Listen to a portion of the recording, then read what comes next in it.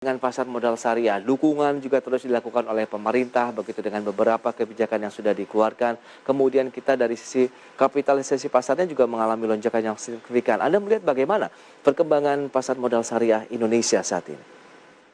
Iya, kalau kita lihat dari pelaku pasarnya sendiri sebenarnya melihat tren dari syariah ini sudah cukup bagus dan juga bisa dikatakan bertumbuh ya. Tapi memang kalau di-compare dengan instrumen-instrumen yang konvensional, memang masih secara komposisi dan persentasenya masih jauh ya. Karena kan bagaimanapun kalau dilihat back dari historinya, sebenarnya instrumen syariah ini benar-benar baru mulai terasanya itu di tahun sekitaran 2011. Jadi memang baru lumayan cukup baru lah dibandingkan dengan instrumen yang sebelum-sebelumnya.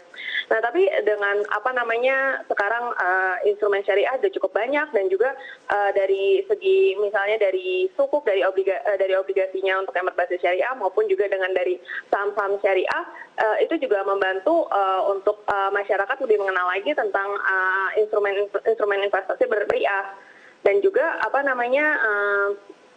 sebenarnya untuk mengapa untuk instrumen berbasis syariah ini sebenarnya masih cukup ketinggalan memang karena kita lihat literasinya untuk di masyarakat Indonesia masih kurang ya, padahal sebenarnya secara potensi untuk yang penduduk yang beragama Islam ini sangat banyak di Indonesia seperti itu. Baik, tapi kalau kita lihat di dalamnya begitu emiten-emiten yang berbasis syariah sendiri lebih banyak didominasi perbankankah yang menjadi pilihan dari para investor hingga saat ini?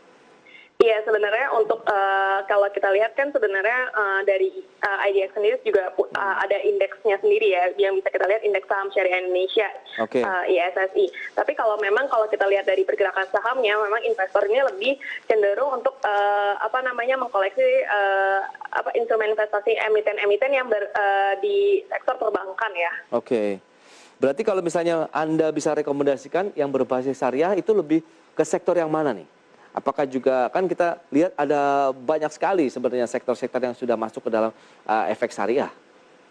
Ya benar, sebenarnya banyak sekali ya kalau kita lihat dari indeks hampir itu bisa lebih dari hampir semua sektor mungkin bisa mewakili ya emitennya. Cuma kalau kita lihat sih sebenarnya dari sisi perbankan itu kita kan sebenarnya sebelum di awal ini ada yang merger dari 3 bank ya, Bank Syariah Mandiri, ada BRI dan BNI Syariah yang membentuk jadi Bank Syariah Indonesia ya. Dan itu dengan market cap yang cukup sangat paling besar lah di antara sektor di antara saham-saham Bank Syariah lainnya, hampir mencapai 106 triliun. Nah, dari situ cukup untuk mengattract para investor untuk mengkoleksi atau berinvestasi di saham BRIS ini. Bersama dengan Mbak Putu Cantika atau Mbak Cika. Ya Mbak Cika, kita akan lanjutkan kembali nih terkait dengan perkembangan industri pasar modal khusus yang berbasis syariah, di mana ini juga menjadi concern dari pemerintah. Dan emiten sendiri pun nampaknya dominasinya masih menyasar kepada sektor perbankan syariah. Nah, peluang-peluangnya tadi sudah disampaikan, ada beberapa kebijakan yang sudah dikeluarkan seperti crowdfunding, securities crowdfunding begitu. Bagaimana Anda melihatnya? Apakah ini bisa mengangkat juga dari emiten-emiten berbasis syariah? Iya, untuk dari crowdfunding sendiri ini kan sebenarnya termasuk salah satu cara untuk memberikan pendanaan ya sebenarnya, memfasilitasi pembiayaan untuk UMKM atau untuk juga untuk mendanai proyek-proyek yang mungkin juga dari si emiten tersebut dengan berbasis syariah.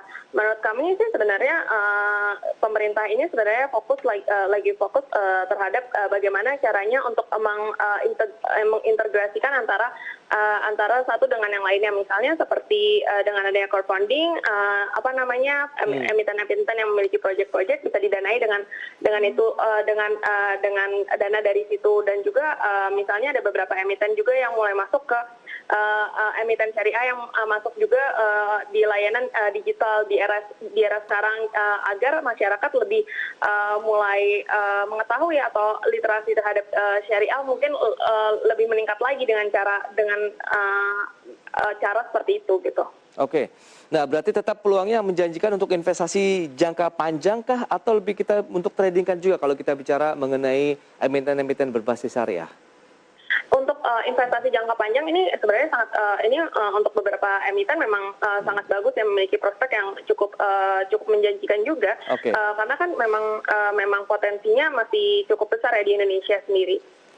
Baik, itu dia dibandingkan dengan jenis-jenis produk lain ataupun emiten yang berbasis syariah tadi juga disebutkan ada sukuk juga ini berbasis syariah. Ini salah satu surat utang yang berbasis syariah. Lebih menarik mana menurut Anda? Iya, kalau memang kalau sukuk sendiri ini kan sebenarnya bisa masuk dari part of reksadana ya. Yes. Kita juga bisa tergantung dari investornya untuk memilih apakah better di instrumen sesuai dengan target dari investor sendiri untuk apakah ingin masuk di investasi di reksadana maupun di emitennya langsung. Tapi memang kalau untuk supply-nya sendiri dari instrumen dari sukuk ini memang masih jauh lebih kecil dibandingkan dengan instrumen investasi yang lainnya. Oke, diversifikasi tapi tetap perlu nggak kira-kira? Iya, diversifikasi tetap perlu, itu memang salah satu kuncinya sebagai investor ya, memang kan untuk mengurangi resiko kan, dan disesuaikan dengan targetnya investor seperti apa.